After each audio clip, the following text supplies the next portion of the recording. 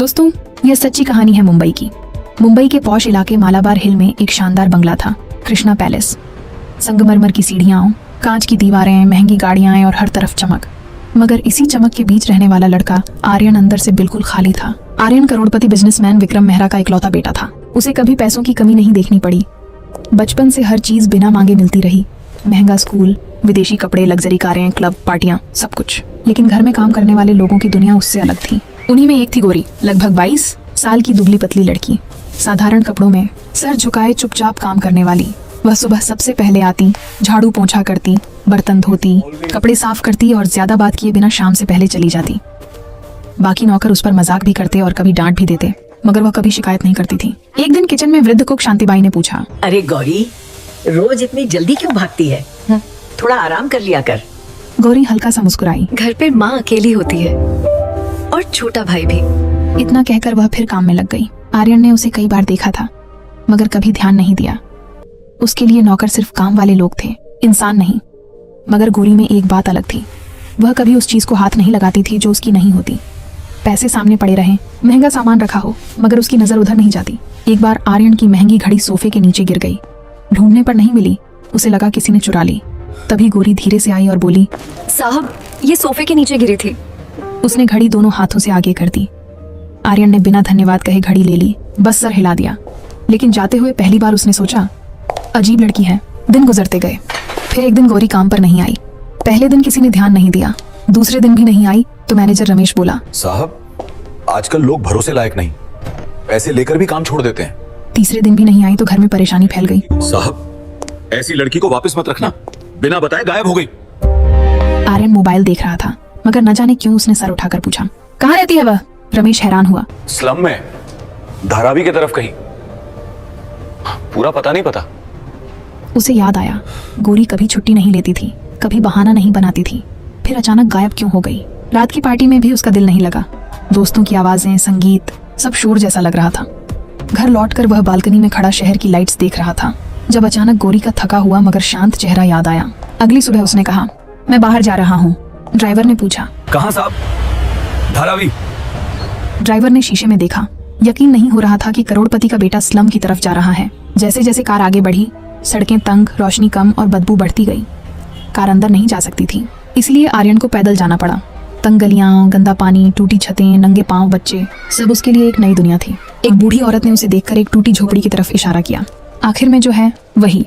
आर्यन का दिल तेज धड़कने लगा। झोपड़ी के बाहर मिट्टी में पुराना बर्तन पड़ा था। अंदर से कमजोर खांसी की आवाज आ रही थी। वह कुछ पल दरवाजे पर खड़ा रहा, आई या वापस लौट जाए। तभी अंदर से एक धीमी आवाज आई, पानी, कोई पानी दे दो। आर्यन का दिल जैसे सिकुड़ गया। उसने कपड़े का पर्दा कांपते हाथों से हटाया और अंदर कदम रखते ही वह मंजर देखकर उसके पैरों तले जमीन निकल गई। झोपड़ी के अंदर गहरा अंधेरा था। सिर्फ एक कोने में टूटी खिड़की से आती हल्की रोशनी सब कुछ दिखाने के लिए काफी थी।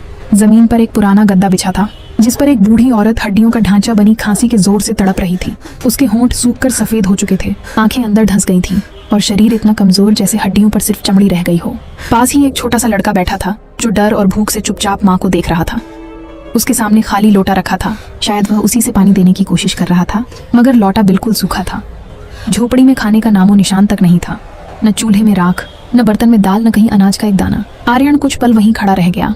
उसने पहली बार समझा कि गरीबी कैसी लगती है, कैसी महकती है और कैसे इंसान को खामोशी से तोड़ देती है। तभी बूढ़ी औरत फिर कराही, पानी। उसकी आवाज इतनी कमजोर थी कि लगता था हर शब्द के साथ उसकी सांस अटक रही है। आर्यन ने जल्दी से आसपास देखा।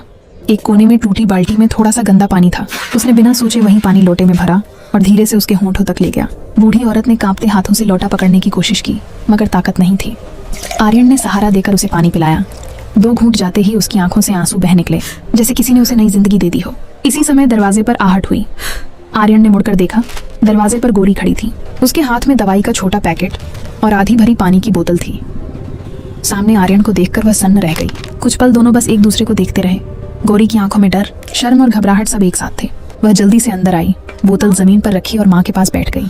माँ, पानी ले आई हूँ। उसकी आवाज कांप रही थी। उसने माँ का सिर धीरे से अपनी गोद में रखा और बोतल से पानी पिलाने लगी। बूढ़ी औरत ने मुश्किल से आंखें खोलकर बेटी को देखा, जैसे पहचानने में भी जान निकल रही हो। आर्यन अभी तक हैरानी में खड़ा था। वह समझ नहीं पा रहा था कि क्या कहे, क्या पूछे। यह वही लड़की थी जो उसके घर में चुपचाप काम करती थी और यहाँ उसकी जिंदगी इतनी भयावह हालत में थी। उसने धीमी आवाज में पूछा, तुम काम पर क्यों नहीं आई थी? गौरी ने नजर उठाए बिना जवाब दिया। माँ बीमार है, बस। शब्द कम थे मगर दर्द इतना था कि आर्यन और कुछ न पूछ सका। अचानक छोटा लड़का धीरे से बोला, दीदी भूख लगी है। उसकी आवाज इतनी मासूम और कमजोर थी कि आर्यन का दिल टूट सा गया। गौरी ने उसका सिर सहलाया। अभी कुछ लाती हूँ। बस अभी कुछ लाती हूँ। मगर वह जानती थी कि झोपड़ी में कुछ भी नहीं है। आर्यन ने चारों तरफ दोबारा देखा।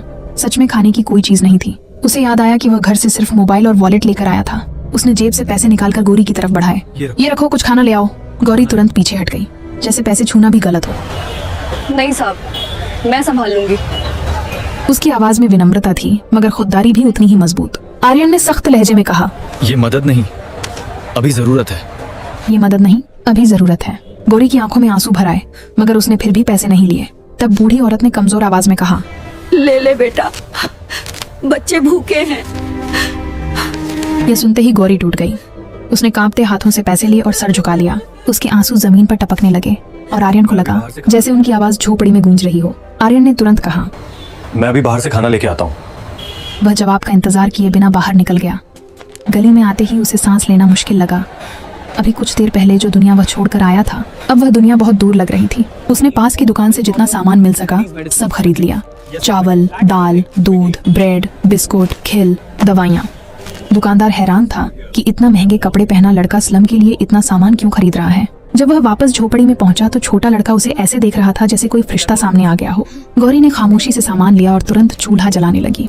कुछ ही देर में झोपड़ी में पहली बार खाने की खुशबू फैलने लगी।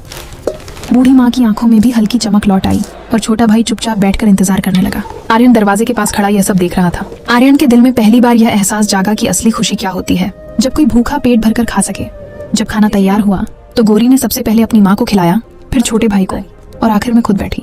आर्यन ने पूछा, तुमने पहले क्यों नहीं खाया? उनके बिना मेरा पेट कैसे भर सकता है? ये सुनते ही आर्यन के अंदर कुछ गहरा टूट सा गया। उसे महसूस हुआ कि इस छोटी सी झोपड़ी में रहने वाले लोग उससे कहीं ज्यादा अमीर हैं, क्योंकि उनके पास एक दूसरे के लिए सच्चा प्यार है। वह धीरे धीरे बाहर निकलने लगा मगर पीछे से गौरी की आवाज आई, साहब वो रुकिए। आर्यन पलटा। गौरी की आंखों में शुक्रगुजारी और झिझक दोनों थे। उसने धीरे से कहा, आज अगर आप नहीं आते तो शायद। वह आगे न बोल सकी मगर बात पूरी हो गई थी। आर्यन के पास कोई शब्द नहीं थे। वह खामोशी से बाहर आ गया, लेकिन जाते जाते उसे महसूस हुआ कि आज उसकी जिंदगी की दिशा बदल गई है, क्योंकि पहली बार उसने पैसों से नहीं इंसानियत से किसी को बचाया था। गली में आकर वह कुछ देर वहीं खड़ा रह गया। हाथ कांप रहे थे, दिल जोर से धड़क रहा था। आसपास वही गंदगी, वही बदबू, वही शोर था, लेकिन अब सब कुछ अलग लग रहा था। हर चीज में उसे दर्द और मजबूरी दिखाई दे रही थी। कार के पास पहुंचकर उसने दरवाजा खोला मगर बैठने से पहले आखिरी बार पीछे मुड़कर तंग गली को देखा। उसे लगा जैसे उसका एक हिस्सा वहीं रह गया हो। घर पहुंचा तो नौकरों ने दरवाजा खोला। एसी की ठंडी हवा चेहरे से टकराई मगर उसे कोई सुकून नहीं मिला। वह सीधा अपने कमरे में गया और दरवाजा बंद कर लिया। कमरे में सब कुछ वही था, महंगा फर्नीचर, बड़ी स्क्रीन, नरम बिस्तर, लेकिन आज उसे यह सब बोझ लग रहा था। वह बार बार वही मंजर याद करने लगा, सूखी हुई बूढ़ी माँ, भूखा छोटा भाई और गौरी की झुकी हुई आंसू भरी आंखें। पहली बार उसे लगा कि उसका पैसा बेकार है। वह शाम तक कमरे से नहीं निकला।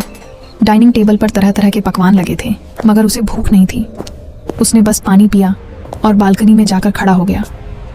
शहर की रोशनियां चमक रही थीं मगर उसे उस चमक के पीछे गहरा अंधेरा दिखाई दे रहा था। अचानक उसे याद आया, गौरी की माँ की हालत बहुत खराब है, अगर इलाज न हुआ तो। ये सोचकर उसका दिल धड़क उठा।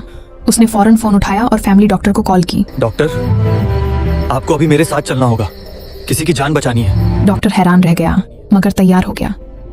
थोड़ी देर में कार फिर उसी दिशा में दौड़ रही थी। जब कार स्लम के पास रुकी तो डॉक्टर चौंक गया। यहाँ आर्यन ने सर हिलाया और जल्दी से उतरकर आगे बढ़ा। इस बार उसके कदम पहले से तेज थे, जैसे डर हो कि कहीं देर न हो जाए। झोपड़ी के पास पहुंचकर उसे अंदर से हल्की सिसकियां सुनाई दी। उसका दिल जोर से धड़का। वह तुरंत पर्दा हटाकर अंदर गया। अंदर वही मंजर था मगर पहले से ज्यादा भारी। गौरी माँ के पास बैठी रो रही थी। छोटा भाई कोने में सहमा हुआ था। बूढ़ी माँ की सांसें तेज चल रही थीं, जैसे हर सांस आखिरी हो सकती हो। आर्यन ने तुरंत डॉक्टर को बुलाया। डॉक्टर ने नब्ज देखी, आंखें चेक की और बैग से इंजेक्शन निकाला। कुछ ही मिनटों में झोपड़ी में हलचल बढ़ गई। गौरी डर और उम्मीद के बीच सब देख रही थी। इंजेक्शन लगने के बाद डॉक्टर ने धीरे से कहा, हालत बहुत कमजोर है मगर संभल सकती है। ये सुनते ही गौरी फूट कर रो पड़ी। माँ का हाथ पकड़ लिया और बार बार भगवान को पुकारने लगी। छोटा भाई भी उससे लिपट गया। आर्यन एक कोने में खड़ा यह सब देख रहा था, जैसे यह सब किसी अपने के लिए हो रहा हो। डॉक्टर ने कहा कि अगर दवाइयाँ और खाना वक्त पर मिलते रहे तो माँ ठीक हो सकती हैं, वरना मुश्किल होगा। If medicines and food are given on time, then mother can recover. Otherwise, it will be difficult. वह पूरी बात कह न पाया, मगर आर्यन सब समझ गया। उसने तुरंत कहा, जो भी जरूरत हो मैं करूंगा। डॉक्टर ने उसे ऐसे देखा जैसे पहली बार समझा हो कि यह लड़का यहाँ क्यों आया है। डॉक्टर के जाने के बाद झोपड़ी में कुछ देर सन्नाटा छा गया। गौरी ने आंसू पोंछे और धीमे से पूछा, साहब, आपने इतना सब क्यों किया? उसकी आवाज में हैरानी भी थी और थोड़ा डर भी, जैसे उसे किसी कीमत या एहसान का भय हो। आर्यन कुछ पल चुप रहा, फिर बोला, क्योंकि कोई तो होना चाहिए जो मदद करे। उसके शब्द साधारण थे मगर सच्चाई से भरे हुए। गौरी ने पहली बार उसकी तरफ सीधे देखा। शायद पहली बार उसे वह सिर्फ मालिक नहीं, एक इंसान लगा। रात होने लगी थी, बाहर अंधेरा फैल रहा था, लेकिन झोपड़ी के अंदर एक छोटी सी उम्मीद जल उठी थी। आर्यन जाने लगा तो छोटा भाई धीरे से उसके पास आया और उसका हाथ पकड़ लिया। उसकी आंखों में मासूमियत थी। वह धीमी आवाज में बोला, भैया कल भी आओगे? यह सुनकर आर्यन का गला भर आया। उसे लगा जैसे किसी ने उसे अपना बना लिया हो। उसने हल्की सी मुस्कान के साथ कहा, हाँ, आऊंगा। बच्चे के चेहरे पर पहली बार सच्ची खुशी आई। आर्यन बाहर निकल गया, लेकिन इस बार उसके कदम हल्के थे। उसे लगा वह खाली हाथ नहीं जा रहा, बल्कि दिल में कुछ कीमती लेकर जा रहा है। कार में बैठते ही उसने आंखें बंद कर लीं। आज उसे पहली बार समझ आया कि जिंदगी सिर्फ अपने लिए जीना नहीं है। कभी कभी किसी अजनबी के लिए रुक जाना ही इंसान होने की असली पहचान है। उसे अंदाजा नहीं था कि इसका यह फैसला आगे उसकी पूरी दुनिया बदल देगा। अगली सुबह वह बहुत जल्दी उठ गया। नींद पूरी रात नहीं आई थी, बस वही झोपड़ी, वही बीमार माँ और वही आवाज उसके कानों में गूंजती रही, भैया कल भी आओगे? वह बिना खाए तैयार हुआ और ड्राइवर से बोला, सीधे बाजार चलो। रास्ते भर वह चुप रहा। सिर्फ एक ही ख्याल था, आज उन्हें भूखे नहीं रहने देना है। बाजार से उसने बहुत सा सामान खरीदा, राशन, खिल, दूध, दवाइयाँ, कंबल, यहाँ तक कि एक छोटा स्टोव भी। दुकानदार हैरान था कि इतना महंगे कपड़े पहना लड़का स्लम के लिए इतना सामान क्यों खरीद रहा है। आर्यन ने सब सामान गाड़ी में रखवाया और सीधा स्लम पहुंच गया। अब उसके कदमों में झिझक नहीं थी। गली के लोग उसे पहचानने लगे थे। कुछ बच्चे उसके पीछे पीछे चलने लगे। वह झोपड़ी के सामने पहुंचा और आवाज दी, गोरी। अंदर से खांसी की आवाज आई। फिर गोरी बाहर निकली। उसे देखकर वह चौंक गई। चेहरे पर थकान थी मगर डर कम था। आर्यन ने खामोशी से सारा सामान अंदर रखवाना शुरू किया, चावल, दूध, खिल, दवाइयाँ। छोटा सा कमरा भर गया। गोरी हैरानी से यह सब देख रही थी, जैसे यकीन न आ रहा हो। माँ ने अंदर से पूछा, कौन आया है बेटा? गोरी ने जवाब दिया, वही साहब। माँ की आंखों में आंसू आ गए। छोटा भाई खुशी से सामान को छूने लगा। आर्यन ने उसके सिर पर हाथ रखा तो वह मुस्कुरा दिया और वही मुस्कान आर्यन के दिल में उतर गई। कुछ देर बाद गौरी ने धीरे से कहा, साहब, इतना सब मत किया कीजिए, हम आदी नहीं है। ये दान नहीं, जरूरत है। तभी उसकी नजर दीवार पर एक पुरानी तस्वीर पर पड़ी। उसने पूछा, ये कौन है? गौरी बोली, पापा 2 साल पहले चले गए। आर्यन सब समझ गया। इसी के बाद यह घर बिखर गया था। अचानक बाहर से लोगों की सरगोशियां आने लगी। कोई कह रहा था, लड़की ने बड़ा आदमी फंसा लिया। कोई हंसकर कुछ और बोला। ये बातें झोपड़ी के अंदर तक सुनाई दे रही थीं। गौरी का चेहरा झुक गया। उसने धीरे से कहा, आप अब मत आइए, लोग गलत बोल रहे हैं। उसके शब्द दर्द से भरे थे। आर्यन ने पहली बार महसूस किया कि समाज की नजर कभी कभी मदद से भी ज्यादा भारी होती है। उसने कहा, अगर मैं नहीं आऊंगा तो इलाज कैसे होगा? तभी माँ ने अंदर से कहा, बेटा, लोग तो कुछ भी कहेंगे, भूखे को खाना देने वाला भगवान होता है। ये सुनते ही गोरी रो पड़ी। छोटा भाई आर्यन का हाथ पकड़कर बोला, भैया आप आना, हमें अच्छा लगता है। उस मासूम आवाज ने सब कुछ छोटा कर दिया। आर्यन ने गहरी सांस ली और कहा, मैं आता रहूंगा, क्योंकि मैं खुद को रोक नहीं पा रहा। शायद ये सिर्फ दुआ नहीं, अपनापन है। गौरी ने पहली बार हल्की सी मुस्कान दी, जो आंसुओं से भीगी थी। शाम होती गई। जाते वक्त माँ ने आशीर्वाद दिया, खुश रहो बेटा। आर्यन ठिठक गया। पहली बार किसी ने उसे दिल से दुआ दी थी। वह बाहर निकला तो गली में खड़े लोग चुप हो गए। अब उसे किसी की परवाह नहीं थी। कार में बैठते ही उसे महसूस हुआ, वह बदल चुका है। वह वही लापरवाह अमीर लड़का नहीं रहा था। उसे पता नहीं था आगे क्या होगा, मगर इतना जरूर समझ चुका था कि वह इस परिवार से अब खुद को अलग नहीं कर पाएगा। दिन गुजरते गए और आर्यन का वहां आना उस झोपड़ी की जिंदगी का हिस्सा बन गया। अब वह सिर्फ सामान नहीं, अपना वक्त भी लाता था। कभी दवा देता, कभी खाना बनवाता, कभी छोटे भाई को पढ़ाता, कभी माँ के पास बैठकर बातें करता। धीरे धीरे माँ की हालत बेहतर होने लगी और झोपड़ी में पहली बार उम्मीद दिखने लगी। लेकिन आर्यन के घर में बदलाव आने लगा। एक दिन पिता ने पूछ लिया, कहाँ जाते हो रोज? आर्यन ने आराम से कहा, एक परिवार की मदद करने। पिता हंस पड़े, दुनिया के सारे गरीबों की जिम्मेदारी ले ली क्या? यह सुनकर आर्यन चुप हो गया, मगर अंदर कुछ टूट गया। एक शाम जब वह झोपड़ी पहुंचा तो माहौल भारी था। गोरी चुप, भाई चुप और माँ की आंखों में आंसू थे। क्या हुआ? मकान मालिक झोपड़ी खाली करने को कह रहा है, पैसे नहीं दिए तो निकाल देगा। अगले ही दिन आर्यन ने पैसे देकर कागज बनवा दिए ताकि उन्हें झोपड़ी से कोई ना निकाल सके। जब वह यह खबर लेकर आया तो छोटा भाई खुशी से उछल पड़ा। माँ की आंखों से आंसू बह निकले और गौरी बस खामोशी से उसे देखती रह गई। लेकिन उसी रात अस्पताल से फोन आया, मरीज की हालत बिगड़ गई है, फौरन आइए। आर्यन दौड़ता हुआ वहां पहुंचा।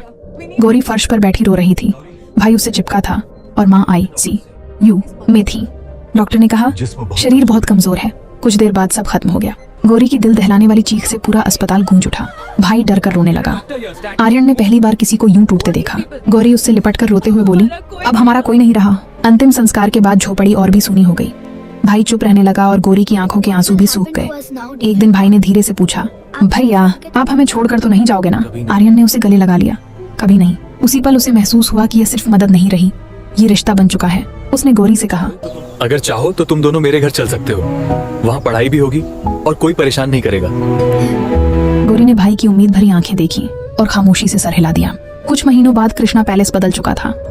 भाई स्कूल जाने लगा, गौरी घर संभालने लगी और आर्यन वाकई खुश रहने लगा। एक दिन वह बालकनी में खड़ा बच्चों को खेलते देख रहा था और मुस्कुरा रहा था।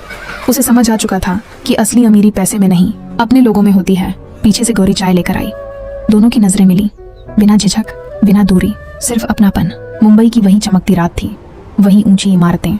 लेकिन आर्यन के दिल में अब कोई अंधेरा नहीं था, क्योंकि एक गरीब नौकरानी की झोपड़ी ने उसे वह सिखा दिया था जो करोड़ों रुपए नहीं सिखा सके, कि इंसानियत ही सबसे बड़ी दौलत है। इस कहानी से यही सीख मिलती है कि इंसान की पहचान उसके पैसे या स्टेटस से नहीं होती, बल्कि उसके दिल से होती है। अमीरी गरीबी से नहीं, दूसरों के दर्द को समझने की क्षमता से इंसान बड़ा बनता है। सच्ची मदद सिर्फ पैसा देना नहीं, बल्कि मुश्किल वक्त में किसी के साथ खड़ा होना है।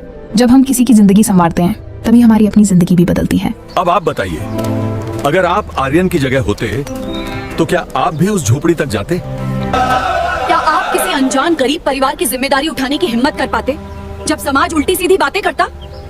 और आपके अनुसार इस कहानी में सबसे बड़ा त्याग किसका था, आर्यन का या गौरी का? अगर कहानी ने आपके दिल को छुआ हो तो इसे जरूर लाइक करें, अपने दोस्तों और परिवार के साथ शेयर करें, ताकि इंसानियत की यह रोशनी ज्यादा लोगों तक पहुंच सके। ऐसी ही दिल को छू लेने वाली कहानियां सुनने के लिए चैनल को सब्सक्राइब करना न भूलें। मिलेंगे अगली कहानी में, तब तक अपना ख्याल रखें। जय हिंद, जय भारत।